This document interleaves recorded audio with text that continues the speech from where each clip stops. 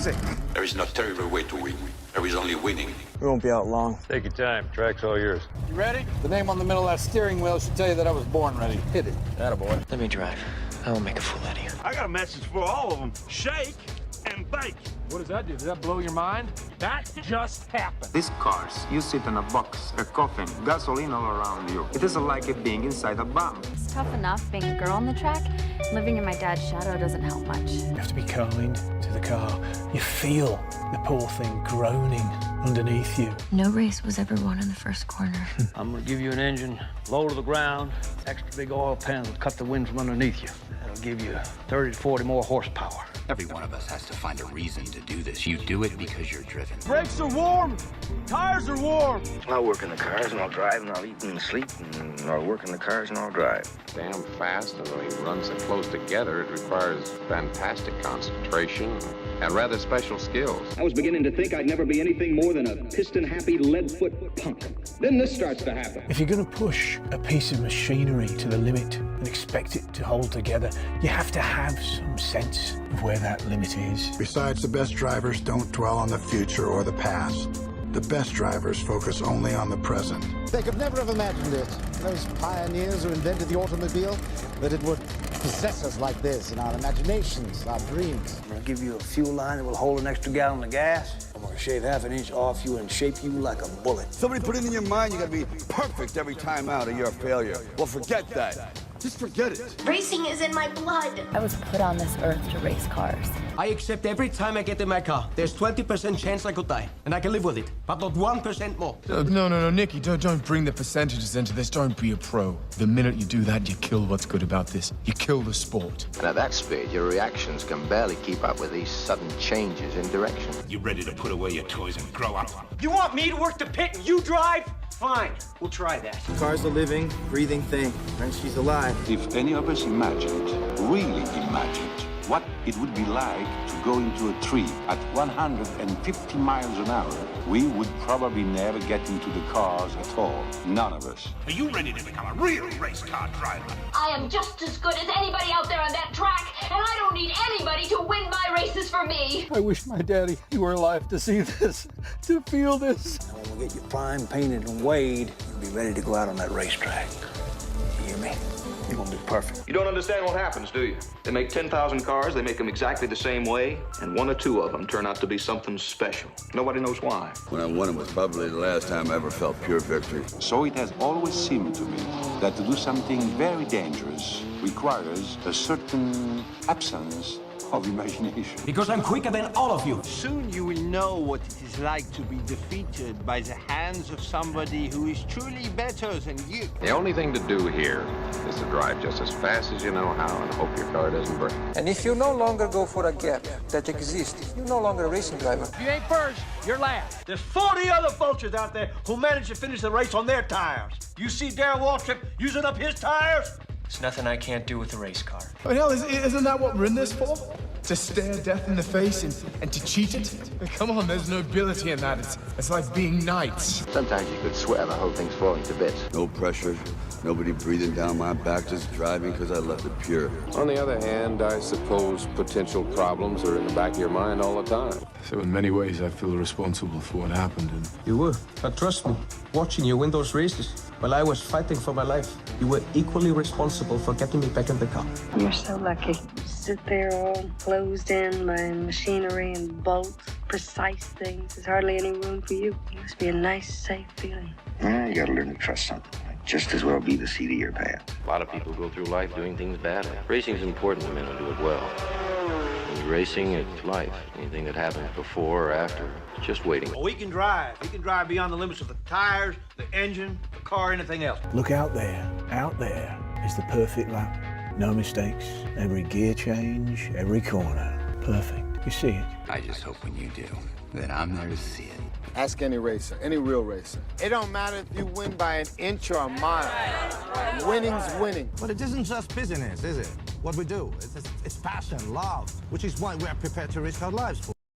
Racing That's the name of the game, isn't it? Win or lose, put up or shut up. Why does everybody keep telling me what my problem is? That you get so emotional. You would never, ever say that to a guy. If you don't leave your feelings off the track, you're never going to get what you want. I'm a race driver, and I can win it on my own. Please let me race. Fine.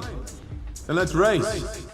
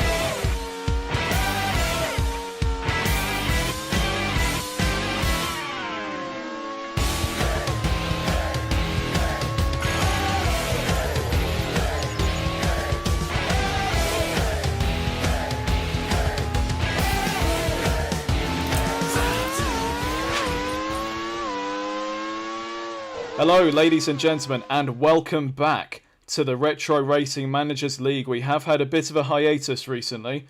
We've been focusing on getting our new radio station up and running, Downforce Radio. Find it online, downforceradio.uk. Make sure you come and give it a listen. We've got some fantastic content on there for you. We've employed the likes of Mike Reed, Peter Anthony, Emperor Roscoe, Jake Sanson also heading up his own Round the Bend section on Tuesdays and Thursdays. Make sure you tune in for that. We also have some podcasts. We have our own very own Formula One podcast from Will Knight. And we also have podcasts from the excellent crew over at The Race. So plenty of content there for you to enjoy. But in the meantime, we are back to the Grand Prix World Series. It is round 4 and we are racing around the South Korean circuit of Yeongam. It was a circuit that divided opinion amongst many Formula One fans when it had its tenure within the championship. Alongside me in the commentary box is Tom Cairns. And Tom, Yeongam, as I said, it was a circuit that divided opinion amongst fans. What was your thoughts on this particular circuit? I mean, I liked it. It just lacked a spark that, I don't know, maybe sort of like the floodlights. I mean, if it was a night race, for instance, would it have been the sort of like Bahrain round, if you like? Because if you remember back in Bahrain before it became a night race, I think there were a lot of skepticism around the circuit, whether it was Formula One material. And personally, I think now that it's a night race for Bahrain, it's earned its right to be on the calendar. And I think that's the kind of spark that Yeongam had lacked. Because it is a good racetrack, there wasn't enough money and facilities put into it, and it was just a really unpopular one, I think, for the fans. I think for the drivers, it was all right, because we saw those long straights, which saw plenty of overtaking, most especially in 2013, when Nico Hülkenberg in the Sauber was fending off the likes of Lewis Hamilton and Fernando Alonso to come home in 4th place. And that's the kind of entertainment we had, and of course, not to mention that wet race that we had in the inaugural event in 2010. I think it had its fair share because it hosted 4 races there, which is, I think, in my opinion, a fair amount of time. I mean, if you think about a lot of the circuits we've been to recently that have either not hosted races before or haven't hosted races in a very long time, you need to give circuits like that the opportunity to be hosting Grand Prix for that number of occasions. But I think Yeongam just didn't quite sparkle as well as it needed to have done. But that's not to say I don't think Formula 1 will go back there again, because I think it can. There just needs to be a lot more time and money and a lot of maybe renovation put into it. What do you think? I think you've summed it up pretty well there, Tom. To me, it seemed like it was a bit of a circuit that played a bit of havoc with the setups, because as you said, Tom, we did have the long straights, but then you also had the tight and twisty sections in sectors 2 and 3. And it was a case of finding that optimal setup that had the compromise to find a balance between both. And I think we did have some all right racing there. I'm not going to go ahead and say that Yeongam was, on Spa or Monza levels or anything, but I didn't dislike it personally. But we are giving it another go here in the Grand Prix World Series. As I said, it is round 4 of Season 2 of this particular championship. And after the first 3 rounds, this is how things look in the Drivers' Championship. Adrian Sutil at the top for the HRT team on 31 points, ahead of Alexander Rossi in the LaRousse on 26. Callum Ilott, he was the winner of the opening round of the season, but hasn't scored any points since. LaRousse occupying 2 and 3 there in the top in the Drivers' Championship. Roman Grosjean, after his victory, is now 4th ahead of Alexander Wurz in the Leighton House. Sam Bird in P6 for the Zach Speed with 19 points. And then we have Will Stevens, Marcus Finkelhock, Alan McNish and Perry McCarthy, the 2 Colonies, both in the top 10 there with 15 and 14 points each. On to the teams as well. LaRousse, by virtue of having both of their drivers within the top 3, top of the team standing, with 51 points, ahead of Leighton House with 37. HRT has Sutil at the head of the Drivers' Championship, but they are only 3rd in the Constructors' standings with 32 points. Then we have Coloni on 29, Modena on 28, Pacific on 26, and Life on 25. Only 4 points separating those 4 teams there. Zach Speed in 8th with 20 points, Real with 18, and Eurobrun with 16. It's quite close so far, Tom, and we've only had 3 races so far this championship, but we've had 3 different winners out of it, and we've got a little bit of a breakaway there from LaRousse in terms of the team's points, but with only 3 rounds in, there's plenty of time for that to change. There is, and you've got to remember that LaRousse got the vast majority of those points in the very first round, and I think since then, they've not quite been the same team since. So there's still plenty of time for everything to change. I mean, not to mention that they don't necessarily need to win the championship in order to get promoted. They just need to finish in the top 3, which is something which the fans may not be as familiar with, or maybe have forgotten, that if you do finish in the top 3 in the team standings, that those teams go up into the League 1 category for Season 3. Yeah, absolutely correct. And on the flip side, the bottom 3 teams of League 1 do get demoted down to League 2 for Season 3. So there's a lot to play for in the Grand Prix World Series. Of course, it would be nice to come away with a title in League 2. But as you say, Tom, if you want to get the League 1 title in the long run, you are going to have to finish in the top 3 of League 2 at the end of the season. And going on to the driver changes that we have had for this upcoming race, we have a regulation in place where after every 3rd race, we have a spat of updates. The team principals can upgrade their cars. They can put more money into the power, or they can upgrade their reliability, make sure their cars get to the end. But also it's an opportunity to potentially try out some new drivers. And today, for League 2, we have 4 driver changes to take you through. The first of those is at the Zach Speed team. Mike Smith taking the decision to drop Nick Heidfeld down to the reserve role after a little bit of a below par opening round to this season. And Tom, that's the second time that Nick Heidfeld has been dropped from a race seat in as many seasons. It happened to him at Super Aguri last season. He was dropped in favour of Robin Frains in the midpoint of the season.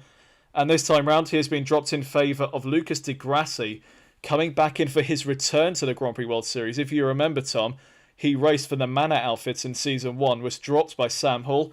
He's found a new home now in Zach Speed and is back on the grid.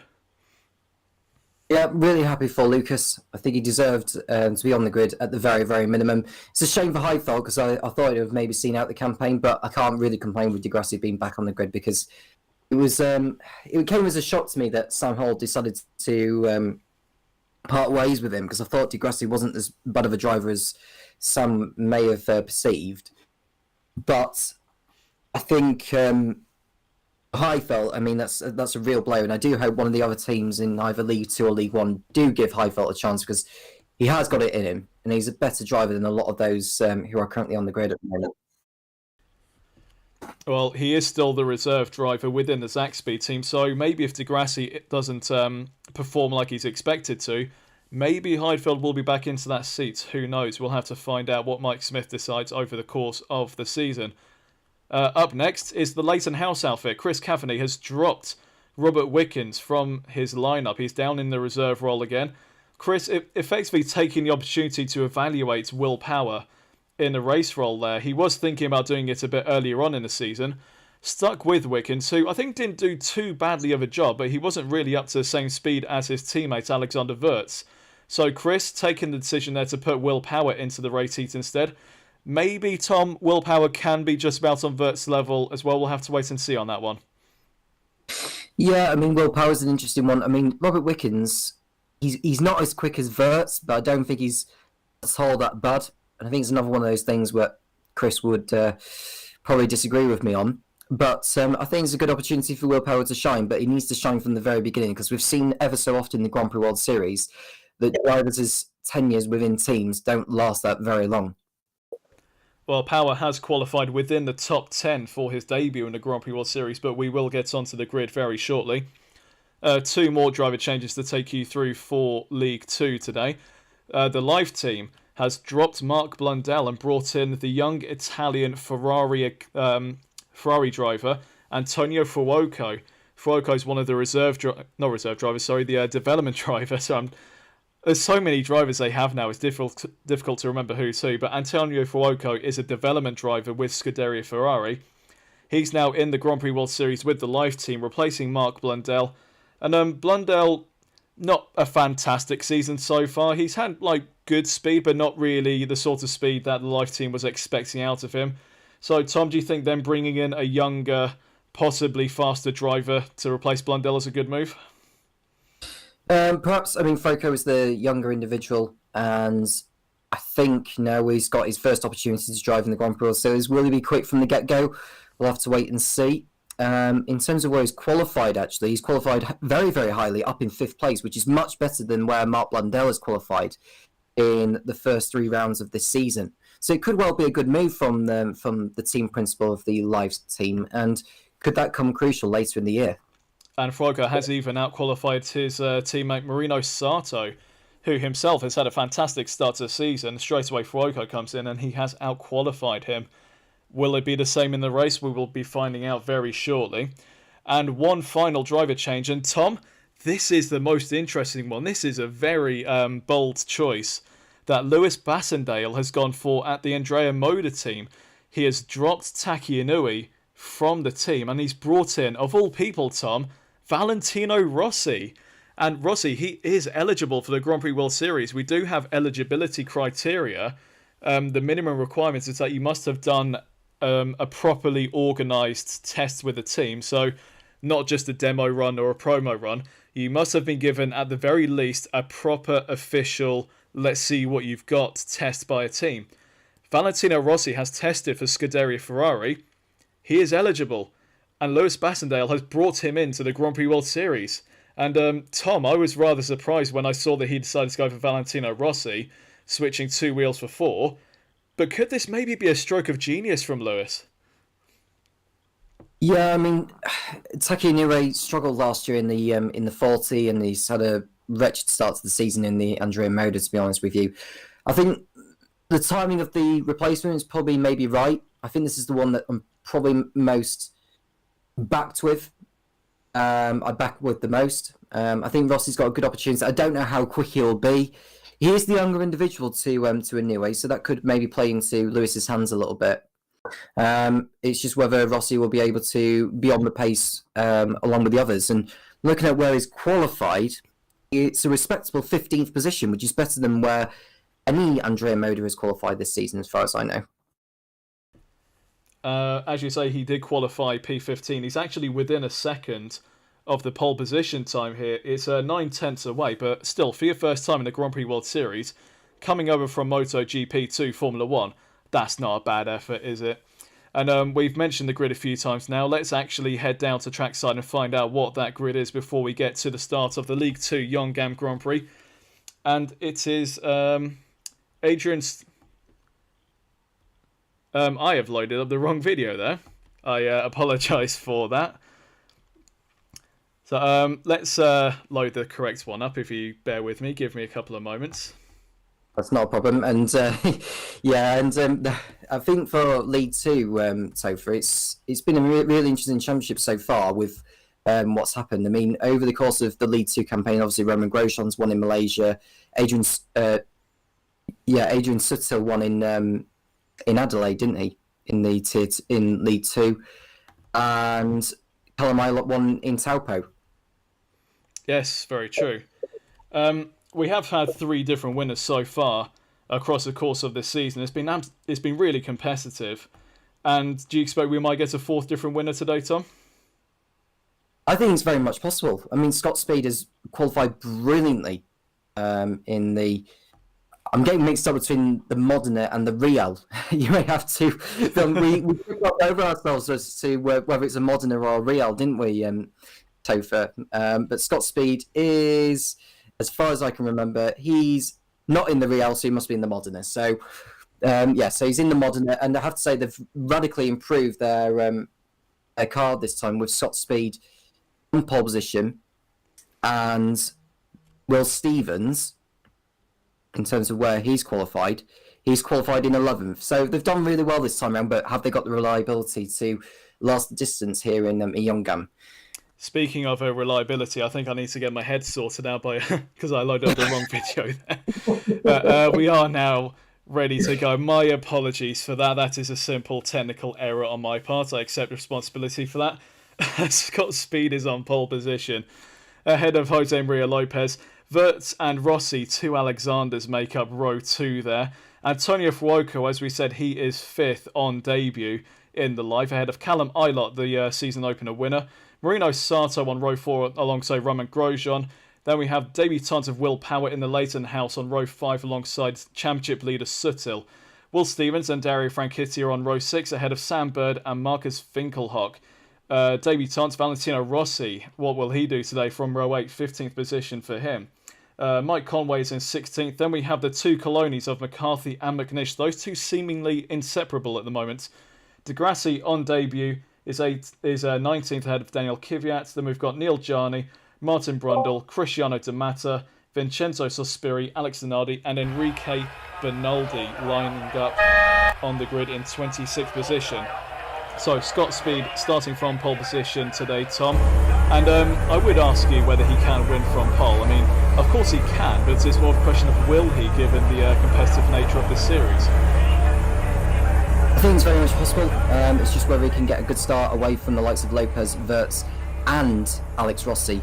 And look out for Foco as well, because I've got a good feeling he's going to make a good launch. We'll have to wait and see on that one. We are waiting for the lights to go out here in Yeongam and we can get away for the League 2 race, and they are away now. So Scott Speed gets away from pole position. Looks like he's had a good launch there ahead of Lopez, who's coming under fire already from Alexander Rossi, trying to get up into 2nd position. Maybe Rossi can get down the inside of Speed here for the lead, and he is going for it. Alexander Rossi through into the lead at the start of the Grand Prix World Series Yeongam Grand Prix race. And we've got a bit of argy-bargy down here into turn 1. We're looking there at Alan McNish down in 15th position, getting caught out between all of his rivals, but it looks like everyone's getting through possibly without damage. I didn't see any carbon fibre flying around there. And here is Fuoco, who's actually lost out his teammate Marino Sato there. So Sato having a good start from 7th up into 5th place there. Will Power up a couple of positions as well. He started 9th and he's now running 7th. And here is a new onboard camera we have for you. We've had some T-cams installed into these cars. And look at Will Power trying to get down the inside of Antonio Fuoco there for 6th place, not able to get past this time around. Alexander Rossi, Tom, what a start from him. It is an American 1-2 at the head of the Yeongam Grand Prix. Rossi going through from 3rd into the lead here, Tom. Yeah, it was a sensational launch from Rossi. He got down the inside. He was in the best position to get the move done there with all the cars bunching up with each other. But Rossi was in the best position possible to take the lead ahead of Scott Speed. But we've still got a long way to go yet. You know, it's a 41 lap race. And race strategy, I think, is going to play another factor in this, Topher, because with it being such a long circuit, there's a lot of time to gain over the course of a single lap. We did have another technical issue just now with the volume of the gameplay there. Apologies for that. It does appear to be sorted now. Don't forget, it has been a little while since we've done this. We are going to be a little bit rusty. But going back to the action, Rossi leads ahead of Speed, Lopez in third and Wirtz in fourth. And Tom, you mentioned about it being strategic battle here. We have seen that a few times already across the course of this season. Pit stops playing a big part in the Grand Prix World Series. Some trying for one stoppers, some trying for two stoppers. This could end up being one of those races where it's maybe a bit of a mixture of both. We could have the pit strategy element to it, but with the long straights that we have in the first sector of the lap, we might see some flat out go for the overtakes here. Yeah, and Scott Speed is within a tenth. He might be on the inside of Rossi actually coming into turn one, and Speed's back in the lead. Yep, so Scott Speed getting into the slipstream of Alexander Rossi through the last corner, and he's made the move back through into lead, but Rossi is now in the slipstream of Speed himself. But it looks like Speed has got a very good launch off of turn 2. That Modena is working very well at the moment. So Rossi not quite within slipstream range just here, or at least not close enough to get down the inside. Lopez, is he having a lunge there? Down the inside of Rossi, or the LaRousse cutting him off there, but Lopez having a look, possibly trying to scare Rossi off the road there. Will Stevens getting down the inside of Dario Franchitti and Callum Eilert there. So Stevens getting 2 positions there. What a fantastic move there from the other Modena. He's looking to get up towards his teammate who is currently in the lead. Lopez, who on a previous corner was trying to get past Rossi, now fending off the advances of Alexander Wirtz, so losing some momentum there. Looking back from Sam Bird. Oh, what's happened to Bird here? Bird has gone off the track, and I don't know if he's hit someone there. We're going to get a replay of that. And I think the suspension's gone on Sam Bird's car by the looks of it, by the way the car just lifted off the ground. I think you're right there, Tom. He wasn't coming into contact with anyone, and yes, there he goes. It is the front left on the Zach Speed collapsing on only the second lap. So, we had the upgrades, Tom, and the upgrades includes strengthening the suspension pieces. Not really what Mike Smith is going to want to see from one of his cars on only the second lap of this race. He's still got Lucas Di Grassi in this race, making his return. Oh, Wirtz getting it a bit wrong through there, and he's now losing out to Antonio Fuoco, who off camera has got back past his teammates, is now up into 4th place again. Fuoco having a barnstorming race so far, but it's not looking good for Zach Speed at the moment, Tom. They've had one driver drop out with a suspension failure. Surely there must be some worry in the garage for the other one now.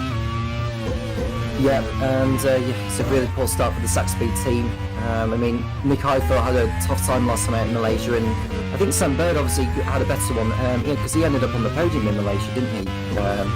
Towards the end of the race. But yeah, it's not a good start for the Zach Speed team this time. One car out, and they've got to hope that one comes home in the points, really.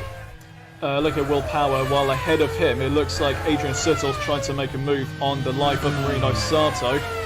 And Suttel is indeed down the inside, and he is up into 6th position, while Will Power in his first Grand Prix World Series race, he's under pressure from Will Stevens. And Stevens was another driver who debuted this season. He debuted at the first race of the season, made an immediate impression by leading early on before his retirement. So Stevens was expected to be a bit more of a feature in the championship, but not really working out so much for him so far this season. Not had the best luck, but he's trying to get back up towards maybe at least the top 5. His teammate Scott Speed currently leading this one, 2.4 seconds ahead of Alexander Rossi. But yeah, it shows that the speed is there in the Modena. Speed, now that he's got back past Alexander Rossi, as I said, it's a 2.4 second gap. He's making the most of his clear air, and he really wants to win this race. He is on a mission to get this job done. So this is the point in the race where if you've got a driver who's pulling away, you would think that he's on a lighter fuel load than those behind, but that doesn't necessarily mean that he's going to be on a 2-stop. He could still be on the 1, but going on a shorter first stint than most of the others. So you make a very good point there, Tom. Fuel strategies could be a big part of this. It would be apparent that Speed might be on a bit of a lighter fuel load than Alexander Rossi. He's trying to potentially make a 2-stopper work in this race. We haven't seen what the fuel loads are just yet. They will appear on the readouts on the dashboards of each of the cars. So when the camera cuts to those, we will have a look. speed, gaining another half second through that last sector to Alexander Rossi. He's now 2.9 seconds ahead. Jose Maria Lopez is a further 1.2 behind Rossi. Lopez starting to come under a bit of pressure from Antonio Fuoco here, and we're now riding on board with Lopez carrying the number 1 there. Fuoco trying to get down the inside, he's going for it down into turn 1, and Antonio Fuoco is into 3rd place. What a move there from the debutant. So Andrew Sampson of the Live team, he took the decision to drop Mark Blundell and bring in Antonio Fuoco into a race C, and so far, Tom, that seems to be a move that is paying off quite handsomely. It is so far. Fuoco will have Alex Rossi next up. It'll probably take a little bit of time over the course of this lap to make up the time, but I've got a good feeling he may move up into 2nd place very, very soon. You can see Verts having a look at Lopez for 4th position, but can't quite do it there into turn 3. And yeah, I don't think that battle is going to go away for quite some time. You can see Fuoco clearly gaining on Rossi in front. He's having a fantastic debut so far. Fuoco, he was a Formula 1 prospect for a while, especially when he was racing in GP2 and Formula 2. He was a race winner at that level, and as mentioned earlier, he is a part of the Ferrari family. So for a while thinking maybe there was a chance of getting into Formula 1, but unfortunately it never quite panned out for the Italian. He went on to do a bit of testing in Formula E for the Dragon team as well, I believe it was. And he's been about here and there in other series, but now that we're actually giving him a go in Formula 1, it seems like he wants to make the most of this opportunity and maybe has a point to prove. Yeah, well, I can possibly see him within a Formula E drive. I mean, look at Jake Dennis. I mean, he obviously won at the weekend.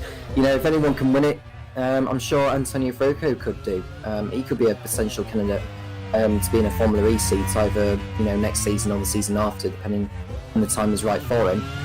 But you can see Fuoco continuing to make up ground on Rossi in front. The gap is now just over a second, but I think that's going to come down by the end of the lap. So Scott Speed sets a new fastest lap. He's now 4.6 seconds ahead of Alexander Rossi, the 2 Americans at the head of this field. We are riding on board with the Real of Neil Jarni here. He's behind one of the Force Indias. I think that might be Zanardi that he's behind. But he's lining up a move there. He's already pulled out of the slipstream, and he's having to tuck back in again. The Force India has got a bit of straight line speed to it. Not really as good through the corners so far this season. They are one of the slower teams, it has to be said. Jarni down the inside of Alex Zanardi there, and he takes 21st position. And looking at the graphics towards the front of the field, Butz is 0.7 of a second behind Jose Maria Lopez. Lopez was one of the pre-season favourites, actually. He won the pre-season festival that we had at Watkins Glen, which announced himself into the world of the Grand Prix World Series, as we see Alex Zanardi going back down the inside of Jarni to retake 21st place here. But Lopez, as I said, he was one of the pre-season favourites, but it just hasn't really worked out so far for the Argentinian.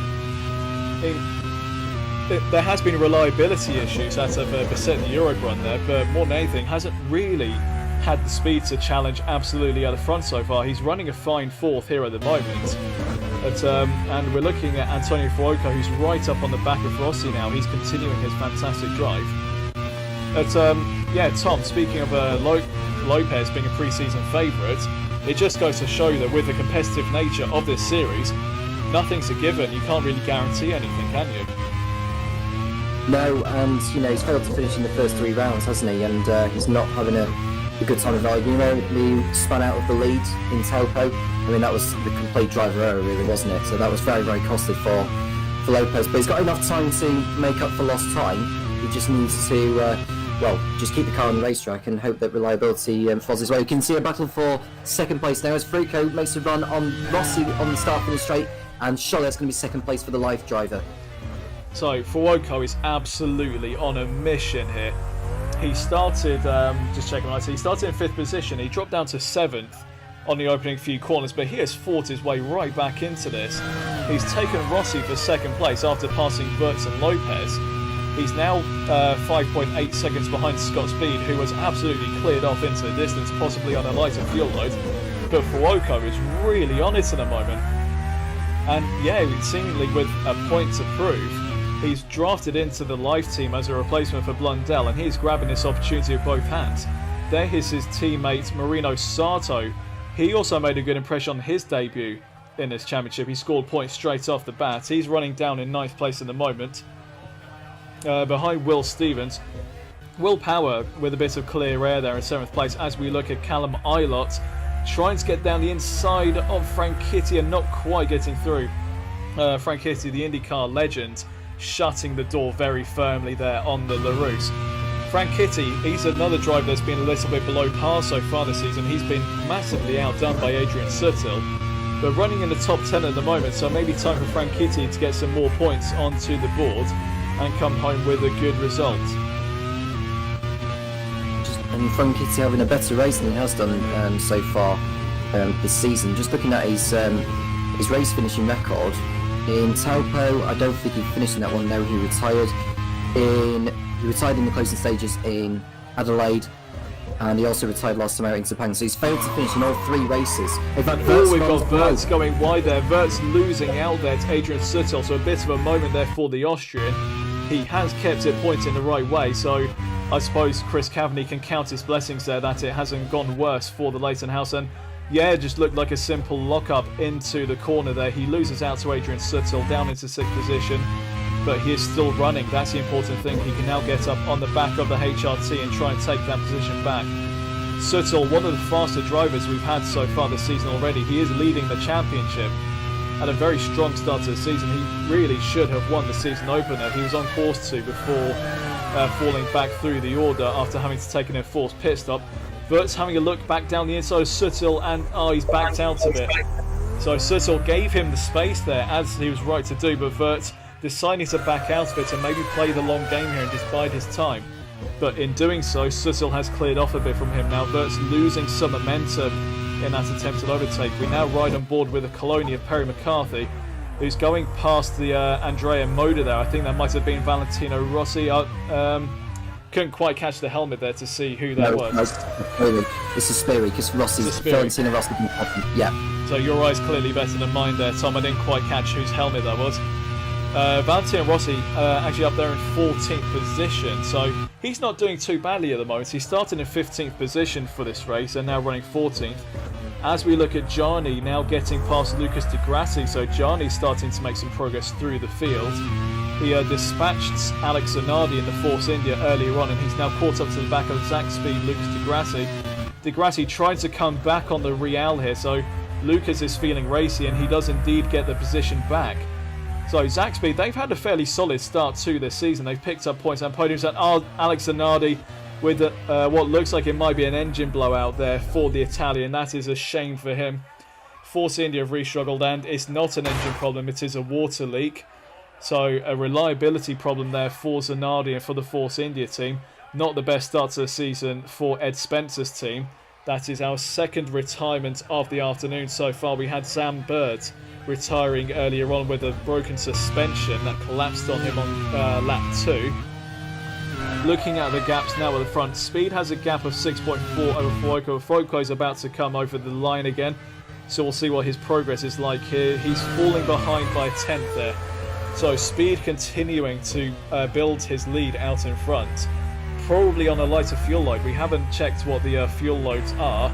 It's not down to us to check them, it's down to the automatic broadcasting system that we have. But Speed pulling away from Fuoco at the moment. He's built up a nice gap himself of 3.1 to Alexander Rossi.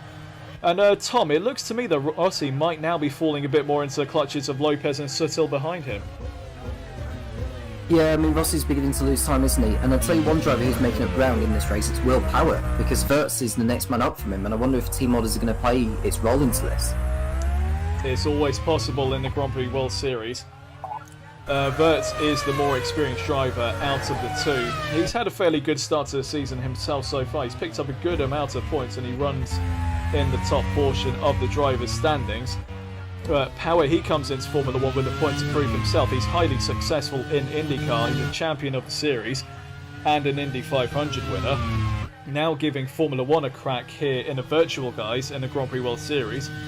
Currently running 7th, having started in 9th position, so he has made up ground of 2 positions since the beginning of the League 2 Yeongam Grand Prix. Right behind his teammate now, and if he does indeed get past Alexander Wirtz, Tom, is that maybe a shifting of the guard within Leighton House, as it were? Well, there's a long way to go yet, and I don't know what fuel strategies either driver is on, but we'll have to wait and see how that plays out. You see Scott Speed coming through the last few corners of the last sector, 6.5 seconds in front. He's got a healthy lead at the moment. Will he be able to keep hold of that lead? And this is another thing, Topher, when he comes in, where will he feed back out? Because we don't know how much time each driver will lose in the pits. One thing that we probably should remind our viewers about is the fact that we have our upgrades. After every race, the team principals, they get some prize money based on their drivers' finishing decisions, and Fuoco is into pits. Thank you for pointing that out, Tom. So Fuoco was on the lighter fuel load, and apparently the lightest of them all, as he forces his way through the field, and Sutil is into pits as well. So they are at the least going for 2 stoppers, maybe 3 stoppers. It's only lap 9 out of 41. So it'll be interesting to see how they carry on in the rest of this race. So going back to the point that I was just about to start there before Fuoco came into the pits, the team principals, they can upgrade their cars based on the prize money that they get from their race results. They can put the money into improving the engine power of the cars, excuse me, or they can improve the reliability. And if you have a fast car, as is apparent with the likes of Modena, LaRousse, Eurobrun, they might have a faster car, but the trade-off is they might not necessarily have the most reliable car. We've seen it many times, Tom. One driver has cleared off into the distance, but then later on they've fallen some sort of reliability issue. Not that I'm trying to jinx Scott Speed, you understand, but it's one of the trade-offs that we get in this championship, where you can make a faster car, but at the same time you're potentially making a car that's not as reliable as it could be. That's very, very true. And whilst you were discussing about the upgrades, Marina Sasso got on the inside of Roman Grosjean into turn 3 to take 9th place on the road. Now, Antonio Freco was 6.5 seconds behind the leader when he, last time we checked the gap. I think you're going to need at least 30 seconds around here, because if you consider the pit entry and the pit exit, and he's outside the top 15 as well, so you need at least 30 seconds, I think, in terms of, grappling with someone to complete the overcut on. That's what you need. And we're looking at the YouTube live chat here. Welcome to everyone who is watching along with us. You can comment as much as you like during this race. Leave a comment. Are you enjoying what you're seeing? We're looking at who's been commenting here. Edward Hunter is watching. Hello to you, Edward. He is the team manager of the Real squad. And commenting on this is going to be a really tough race. Nice one, Edward. Very good one there. Good one. AP Palfs, hello to you. First time watching this series, so welcome to the Grand Prix World Series. He asks, is Ukyo Katayama on the grid? Well, just to run you through what our eligibility criteria for the drivers is. Sorry, tickle in my throat. So, the Grand Prix World Series, it is basically an underdog championship. All of the teams are teams that never won a Grand Prix in the real-life world of Formula 1, and they are also non-manufacturer teams. So this is all the privateer teams that never won a Grand Prix in real-life Formula 1 that have been allowed to compete in this. So you won't see the likes of Toyota, you won't see Jaguar, for example, because they are all manufacturers. And as for the drivers, they are all drivers who have never won a Grand Prix, and they must have at least taken part in an official test session. So you'll notice they're in 12th place. Valentino Rossi is in the race, never actually raced in Formula 1, but he was given actual tests by Ferrari with a mind to potentially giving him a race seat in Formula 1. Of course, that never transpired, but because he actually undertook a real-life test, he is eligible for the Grand Prix World Series. And as to your question about Ukyo Katayama, he is eligible, but unfortunately, AP Pals, no one's gone for him. No one elected to put him onto the team. We have a few different factors that go into drivers here. Their natural speed, their qualifying pace, their consistency, and their age also plays a part as well. So we do have some of the elder statesmen on the grid here, the likes of Alan McNish, Perry McCarthy, and so on. And they are all very accomplished racing drivers, but the fact that they are getting on towards the older side now does play a factor in this. So Katayama, he was a very decent driver in his time, but I believe he's in his 50s now, I'm sure Tom will correct me if I'm wrong on that, but I think he's now in his 50s, so a very capable racing driver, but not necessarily young anymore, to be quite frank. So no one has gone for Katayama, unfortunately. Motorsport Michael Gillespie, the head of the Midland Racing Team in League One, pointing out Ed's bad pun there. Come on, I thought that pun was actually rather good. Give him some credit for that. Speaking of Ed Hunter, his driver Neil Jarney has just come into the pits from 22nd. Jarney not really featuring too much so far in this championship, but maybe with some upgrades later on in the season that can all change for the Real squad. Riding on board with Scott Speed, 13.4 seconds ahead of Alexander Rossi. Rossi in a net third at the moment because Antonio Fuoco pitted out of second. Fuoco now down in 14th position as we look at Roman Grosjean fighting with Callum Eilert there. That's going to switch to the inside. Eilert might have a problem. We'll have to wait and see whether he has. He's now fallen behind Sartor Pingelock. So yes, there is a problem for the LaRousse there, who won the season opener race in Taupo. So this wasn't just a battle between Eilert and Grosjean. Eilert does indeed have a problem. We're still yet to see what that problem actually was.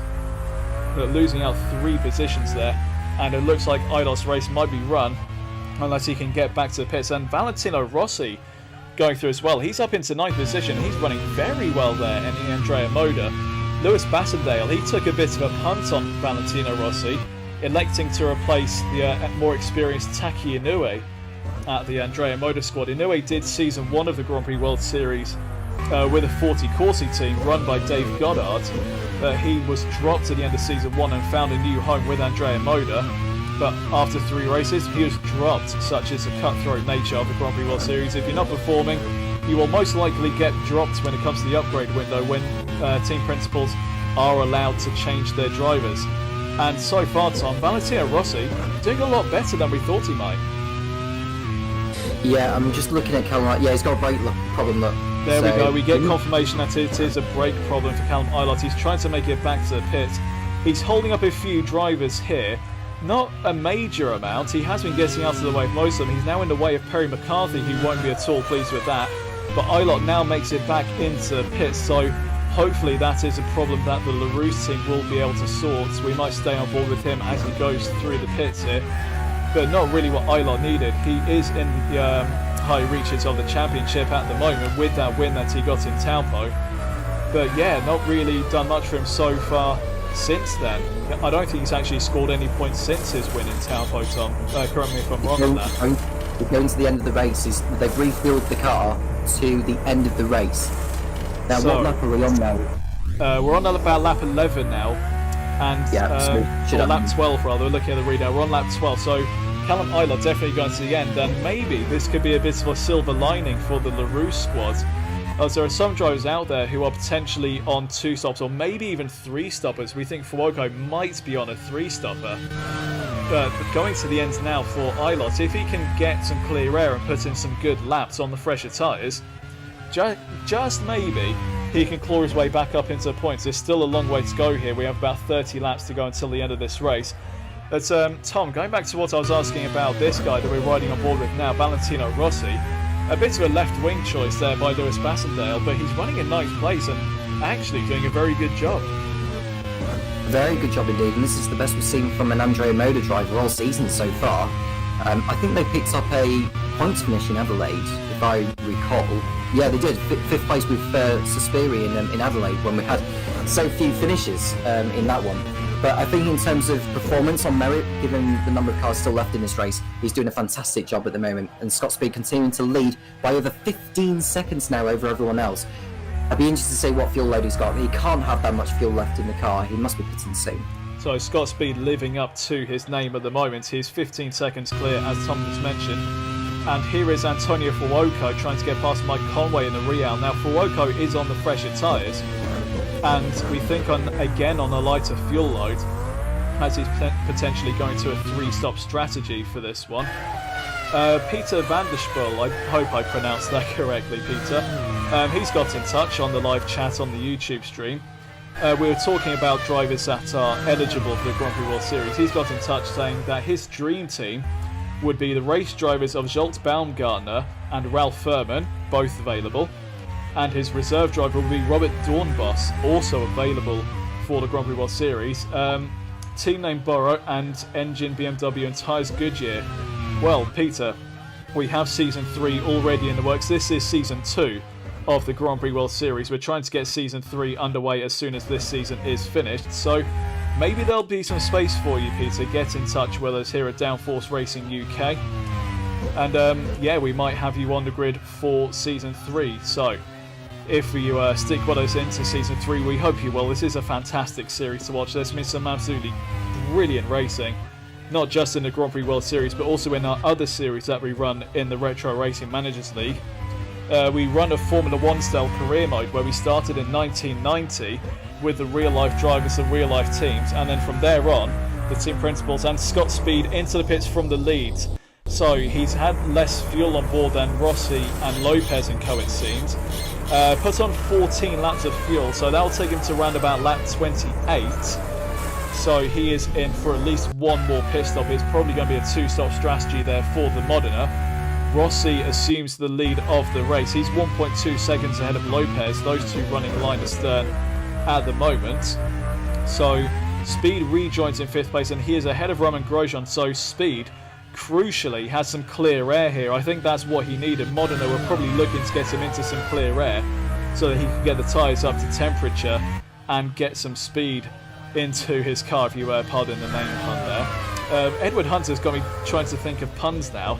Like, you know as well as anyone, Tom, I will never refuse a pun battle if the opportunity arises. Yeah. So Speed living up to his name there. He's now in 5th position, now chasing down Will Power up into 4th place, running behind Wirtz in 3rd. Those two running line astern, the Leighton House duo. A little bit of a jump there on the video feed, but it looks like it's back to normal now.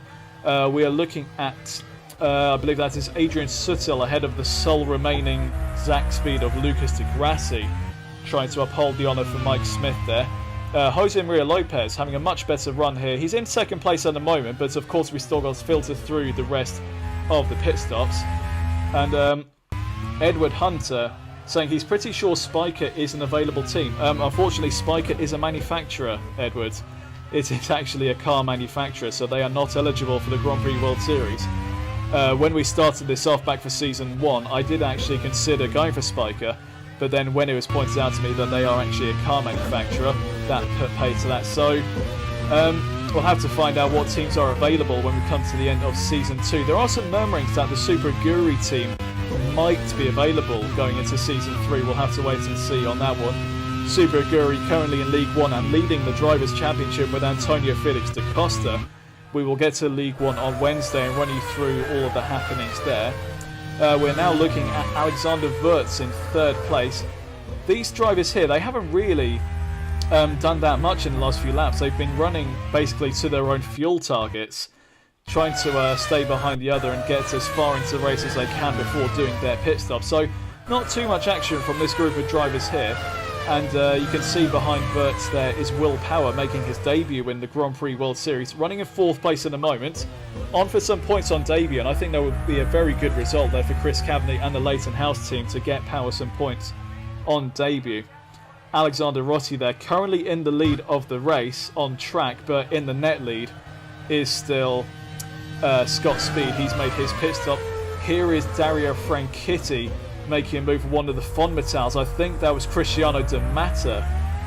So Franchitti, he's come into the pits recently. He's now on the fresher tyres.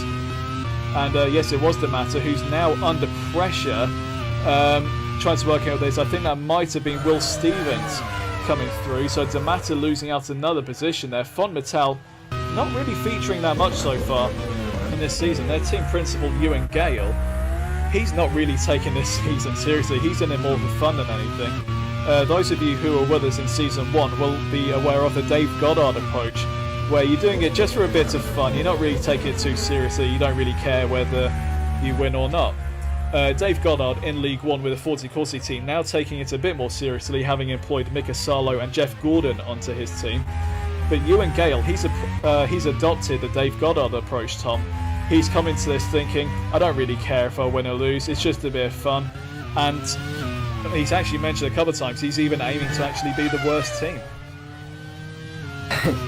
Yeah, well, I thought Andrea Moda was the worst team before this this event, but no, I think in terms of pace, the Von Mattel team have struggled so far. I mean, Bernaldi came into the pits for damage earlier on, and D'Amato's just losing time on the straights. So yeah, not a good race so far, but at least they've still got 2 cars running, unlike Sack Speed and who's the other one that's lost Force uh, India. They had Zanardi go out with the water leak. And Scott Speed has just set the fastest lap of the race, so he's on the mission to get the lead back once those in front of him pit. He's 8.7 seconds off the lead of Alexander Rossi now, so by the time those lot pit, Speed will undoubtedly reassume the lead of this race. But again, it's that question that we raised earlier, Tom, the reliability. So Modena does have a fast car, but by putting more power into the engine, they're trading off potential reliability. Yep, and I was just looking at Scott Speed's pace at the moment because he's continuing to close in on World Power. It's now 3.1 seconds between those two at the beginning of the lap. I'm just wondering what the lap's going to be, what the gap's going to be in sector 1 when they do go through it eventually. Now, in case you are new to this, in case you're wondering whereabouts on the racetrack they are, where it says behind with all the gaps, if it's green, it means they've gone past the last sector. If it's blue, well, is it green, blue and red, Topher? You may have to fill in everyone on this. I believe you are correct in that one. So the different colours you've noticed on the graphic in the top left denote which sector that they are in. It's a way of differentiating where they are on the track. And I probably should have looked up which colour is which actually, but I believe that Rossi, Lopez, Wirtz and Co are currently in the middle or final sector. Possibly. We will update that for you as soon as possible. Yeah, I'm trying to work that out now. I've lost my train of thought. We are looking at... What last season was blue, I think it was blue for sector 1. Oh no, red for sector 1 when they go past sector 1, blue for sector 2, and then green for the start Well, here line. we go. This is just confirmed it. So Speed has just crossed the line, set a new fastest lap, and the graphic has turned red. So when the numbers are red, they are in the first sector. When they turn green, they are in the second sector, and when they turn blue, they are in the final sector. That has just actually been confirmed to me by Chris Cavaney, so thank you, Chris. The leader of the Leighton House team. Looking back at the live chat again, Peter van der Spoel, again, excuse my pronunciation if that is wrong. He's mentioned Simtech with Antoine Hubert and Jules Bianchi in a reserve driver of Justin Wilson. First point, Simtech is actually already taken by Scott Woodward, who races in the League One division and is our latest, one of our latest winners. Scott Dixon there taking victory in the second round of the season. But oh, Scott Speed is off! Scott Speed, who is looking set to win this race, is out of the Yeongam Grand Prix. It looks like a mechanical issue, and it is. It's a transmission, so the gearbox is packed in on the Modena. And Tom, we said it. You can have a fast car, but not necessarily a reliable car. That has come back to bite Modena there. Yeah, and that blows the race wide open now with Scott Speed retiring. That is a really bad omen there for the other Modena of Will Stevens. Although Will Stevens is currently, I'm just looking to see where he is on the timing page. He's outside the top 15 actually, so that's a real dent to Modena. They really needed a strong result here today. They will, of course, pick up a point for pole position in this race. Scott Speed, the fastest in qualifying. He will bring home 1 championship point. And I mean, it's a massive blow to the Modena teams. They were looking very dominant here, but as you quite rightly said, Tom, it has blown this race wide open. And we now have a bit more of a proper battle for the win here. So Alexander Rossi is now the actual leader of the race. There's no threat from Scott Speed behind when they all pit. So Lopez is 1.1 seconds behind, and across the lane's close in. So Lopez is responding here to the fact that he is now actually challenging for the lead of the race.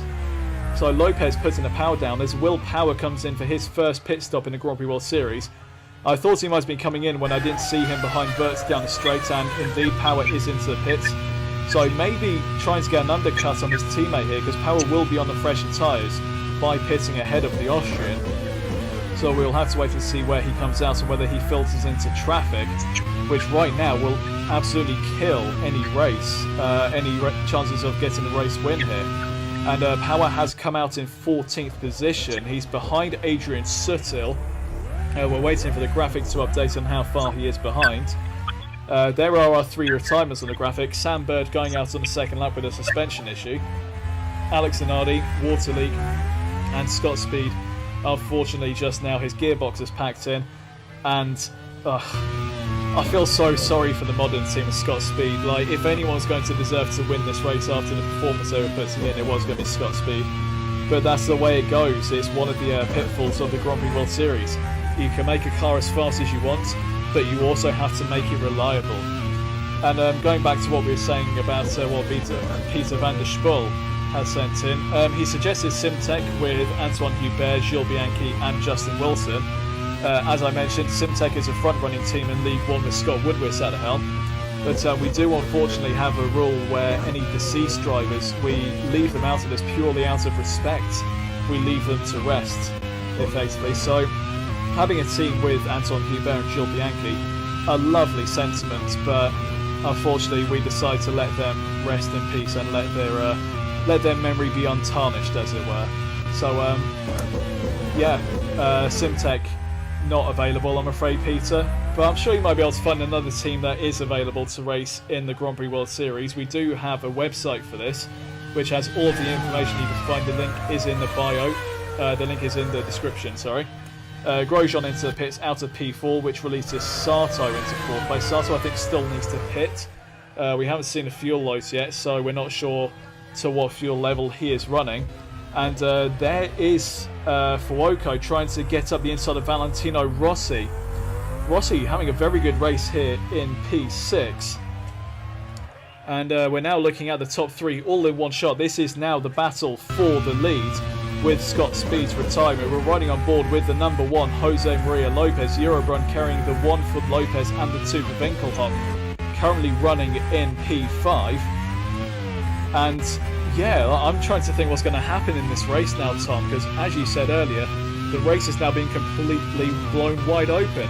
Like, how do you see this one panning out? So there's only 4 drivers in the running for victory at the moment. I would say Alexander Rossi, Jose Maria Lopez, Alex Wurz, and Will Power, because if you look at Will Power's pace at the moment, he's clearly gaining ground on those who are leading, and I would presume that the pit stop he came in will be his only one. So if he continues putting in some fast laps, he may just complete an undercut on those who are currently in the top 3 on the road. So looking at the YouTube comments again, Fado asking, what is this? This is the Grand Prix World Series. As part of the Retro Racing Managers League, we run various different championships using Grand Prix 2 as our simulator. The modding capabilities for Grand Prix 2 is absolutely incredible. Like, I never realised just how much you can actually mod this game. As Lopez comes into the pits out of 2nd place, so potentially trying to get the undercut there on Alexander Rossi in the lead. We run multiple championships within the Retro Racing Managers League using the modding capabilities of Grand Prix 2. We've had Formula 1, we've had touring cars, we've had Group C. We're planning on potentially doing IndyCar at some point in the future. We don't have a set date for when that's starting yet, but it is in the pipeline. And yeah, there's a lot going on in the Retro Racing Managers League, where basically you are the manager and you have a say in what happens. You can enter in your own team, choose your drivers based on the criteria that's given in each individual series. And then yeah, we have races, and the races within Grand Prix 2 engine that we have, Tom, they've been pretty fantastic so far. Yep, and you know, if you haven't seen the Grand Prix World Series Season 1 review, do please go check that out, because that is available in case you want to have a first glimpse as to how the championship works. I mean, we only had 1 division last year, as it was an inaugural championship that the Retro Racing Managers League had done when we were in the first lockdown of last year. But it was great, Topher, because whilst every sport pretty much was put on hold, this was the championship we all were all craving for, the entertainment that we were after. Absolutely. Yeah, as you say, Tom, the Retro Racing Managers League was a byproduct of the enforced isolation that we had during the COVID-19 pandemic. This was devised by Jake Sanson, the radio manager of Downforce Radio. He brought the Grand Prix World Series into being in the first place and has made it what it is. I've taken over the Grand Prix World Series for now in terms of the commentary and the admin, also helped out by Chris Cavany and Tom here alongside me, while Jake focuses on the other series in the Retro Racing Managers League. So he's doing the Formula 1 career mode that we have running, going from 1990 to modern day. We're about to start 1991, hopefully in the next few weeks. Peter van der Spiel saying he likes Super Aguri. Well, maybe the team will be available going into Season 3. We will keep you posted on that one. Edward Hunter pointing out that all of the drivers are AI. So, yes, this isn't a drivers' league, Tom. It is a managers' league. And everything that we do for this one is put into the computer, and then the races are left to run based on those criteria.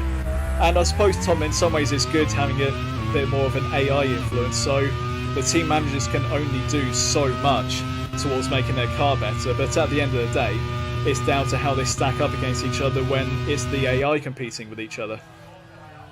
Yes, and what better to do it than with drivers who were perhaps, underrated during their time in Formula 1. Nick Heidfeld was obviously in this, and Lucas Grassi, who's currently on the racetrack now.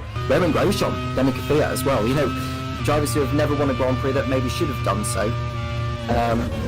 They've got a good opportunity to change that kind of statistic in the Grand Prix World Series, and you can see at the moment, just looking at Will Power's gap now, he's less than 2 seconds behind Adrian Sutil, who has already started, but I reckon Sutil will be in the pits again before the end. And Lopez, he cleared Adrian Sutil as he came out of the pits, so that's very important for Lopez to do in his pursuit of victory. But he's now getting up to the back of Mike Conway in the Real, which, it has to be said, is a slower car than the Eurobrun at the moment.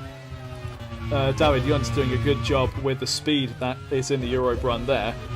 But as we've said many times, Tom, with speed comes potentially less reliability, and I suppose in some ways we might have put a commentator's curse onto Scott Speed when he retired earlier on. Not that I want to do that to any of the other drivers on the grid, but there is that trade-off between the power and the reliability as Alexander Wurz comes into the pits. He's got 1.8 laps of fuel left, so Wurz, let's have a look to see how much fuel he is putting on board and whether he's going to the end. Is currently lap 22 out of 41, and 22 laps going in, so Wurz doing a one stop here, now going to the end of the race. Now that's going to be critical against the likes of Lopez, currently in 8th but in net 2nd, and Alexander Rossi in the lead. Sato comes in behind him as well.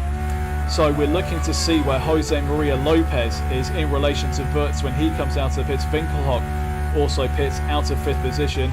And where is Lopez? And that was very close there. That was Valentino Rossi going through into 3rd. I don't think Rossi has pitted yet, but there we go. Wurz is in 4th place and crucially ahead of Lopez, but Lopez on the warmer tyres. His tyres already up to temperature and in the slipstream. So he lost out in traffic trying to get through everyone, but can he now use his tyre advantage to get past Wurz while he's still getting up to temperature? Wurz holding off the Eurobrun at the moment, and it looks like he's done it.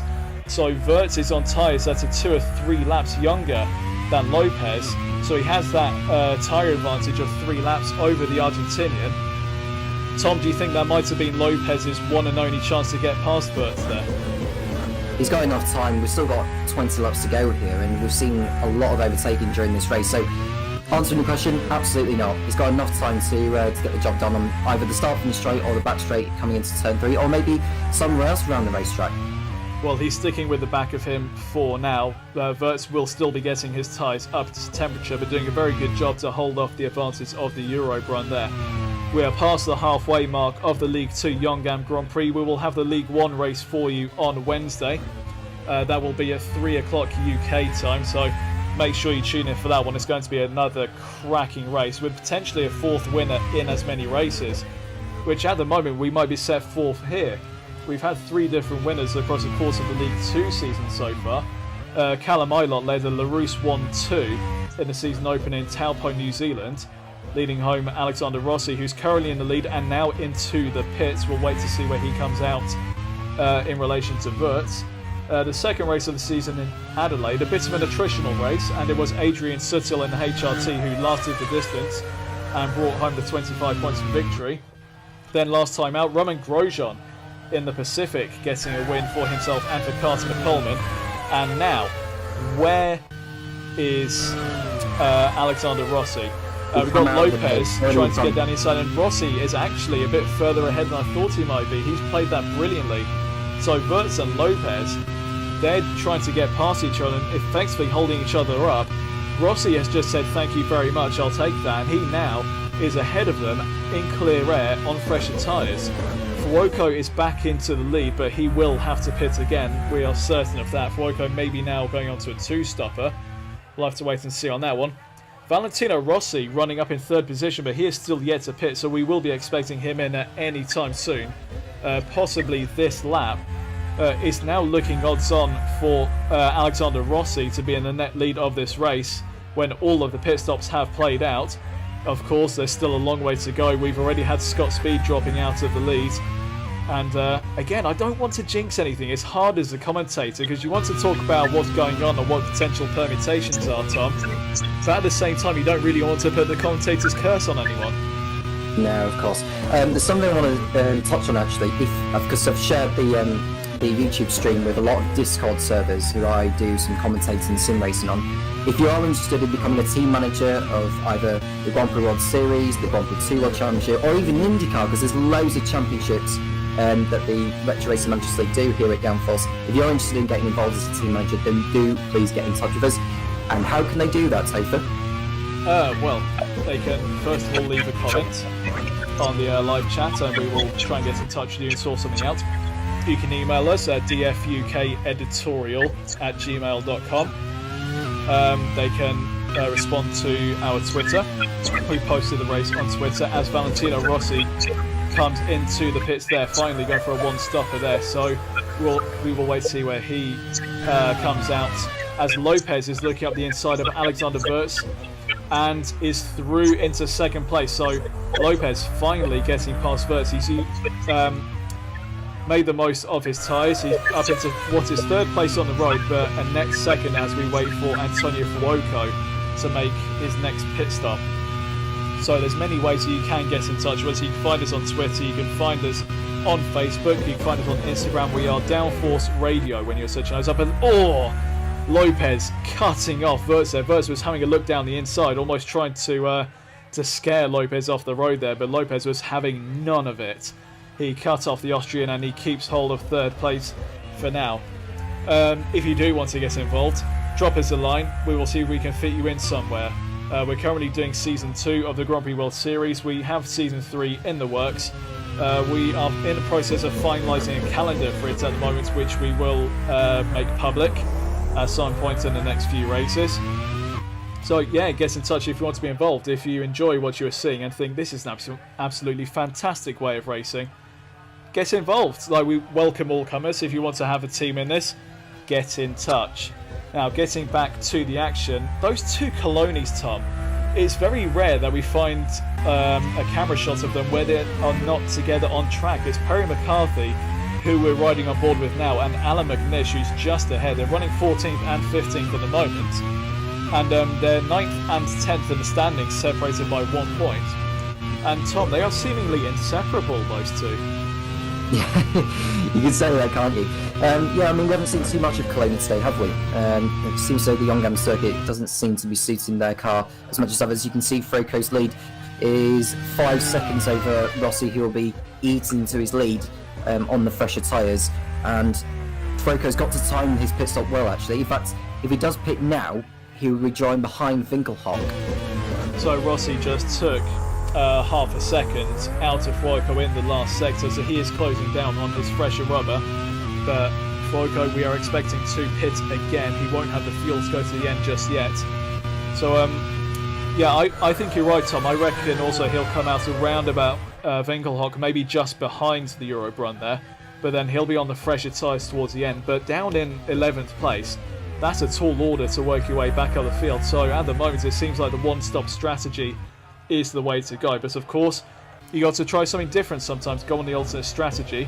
And the Reals trying to get in between the Colonis there. And Gianni makes his way past Perry McCarthy there. And Mike Conway, he tried to do the same as well. But Gianni coming up and separating the Coloni. We were just saying how they seem to be inseparable.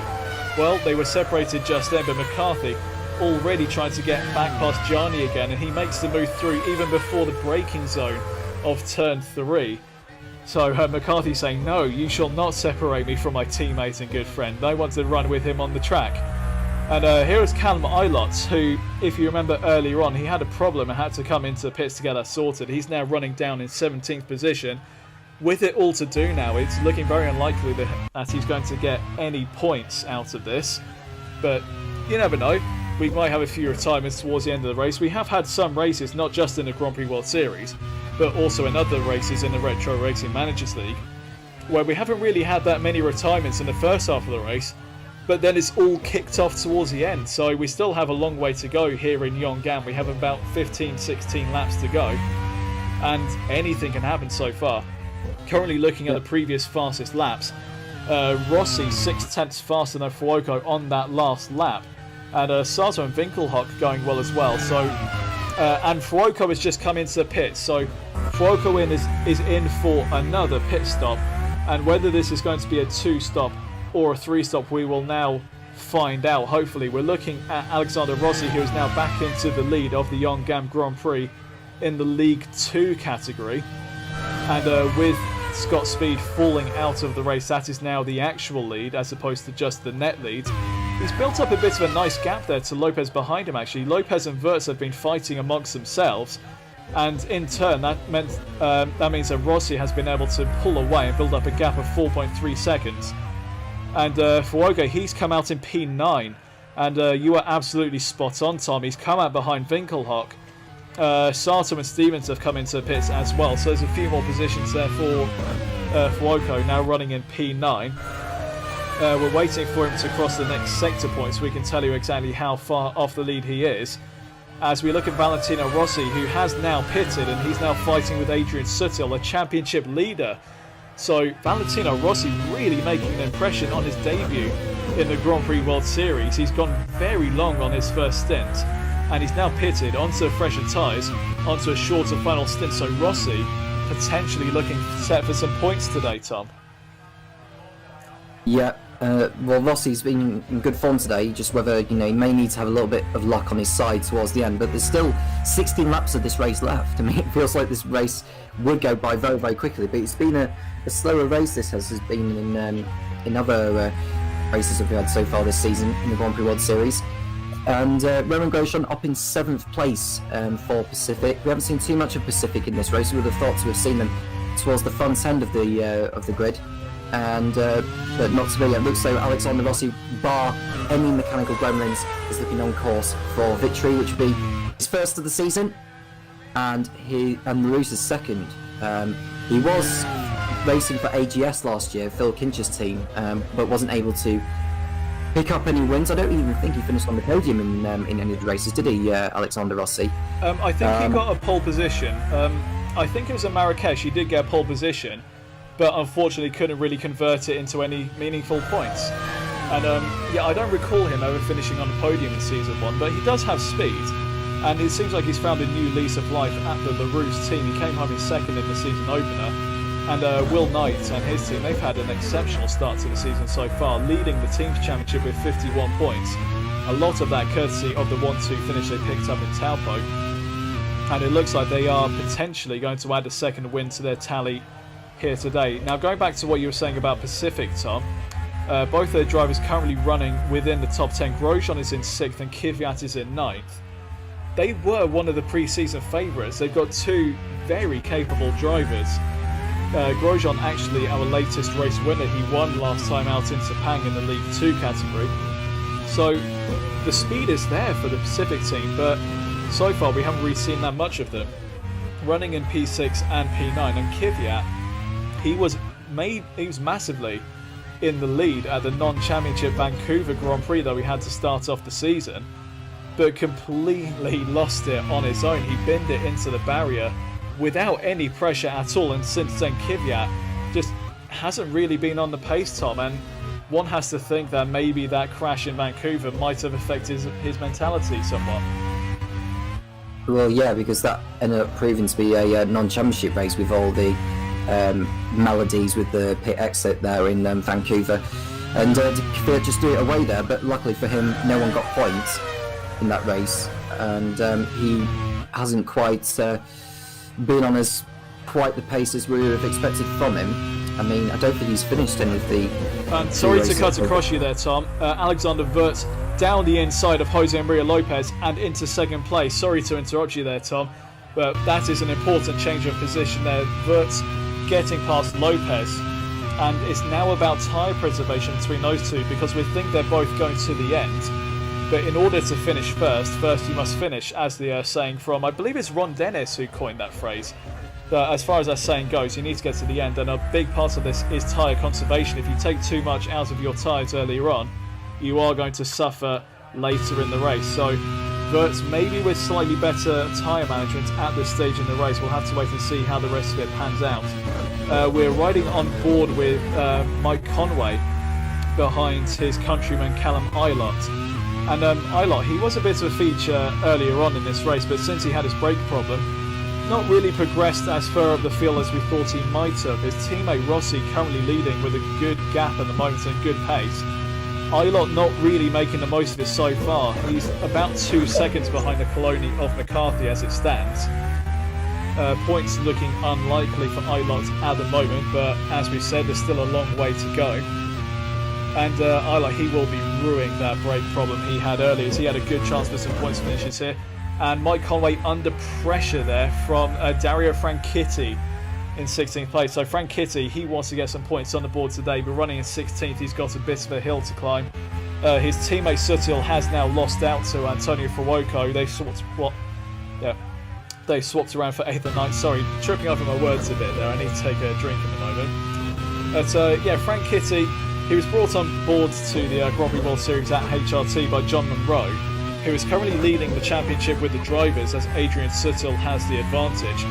Dario, he's not really been on the same pace as Sutil, has he, Tom? No, he struggled in the first few rounds, and I felt he had a better race here today, but I think that late pit stop has dropped him well down the order, actually. We're going to find it very tough to try and get back into a solid points position. He's running in 16th place there behind the what looks like the Real, is that Real there of Mike Conway, who's ahead of him? That is a Real of Conway, yeah. It can get a little bit confusing sometimes, Tom, because we have a few cars that have very similar liveries, and you're looking at it right now as Conway looks to line up a move on Ilott. Both a base colour of blue with some yellow detailing, so at a distance not necessarily the easiest to tell. So Ilott using his power advantage to get the better of Mike Conway down the straight. Conway gets in the slipstream, but as soon as he pulls out and gets the drag of the air hitting him, Ilott then pulls away again with his superior power that Will Knight has been able to put into the LaRousse from his budget. And Mike Conway, he's now not really in a position to challenge again at the next corner. Franchitti's fallen away a little bit from Conway as well, having looked earlier on like he might get past.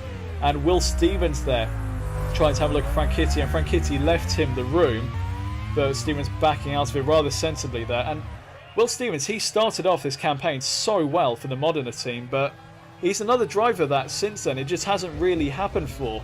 And Stevens, he's not a bad driver by any stretch of the imagination, but when you're challenging for the win in your debut Grand Prix World Series victory, and then just a couple of races later you're down in 17th, it's not really a good image, is it, Tom?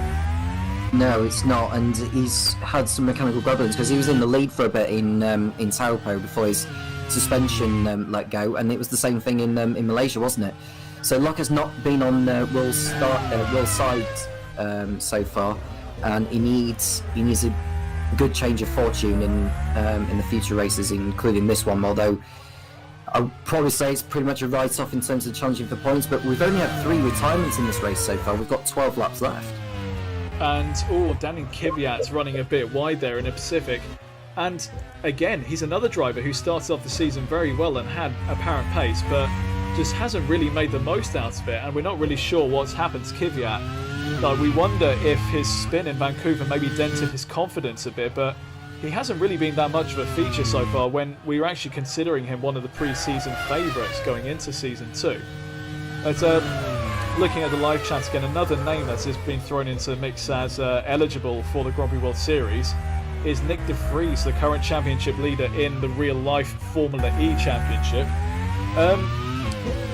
De Vries, he's currently the reserve driver for the reigning champion BAR team in League One, led by Tom Butterworth.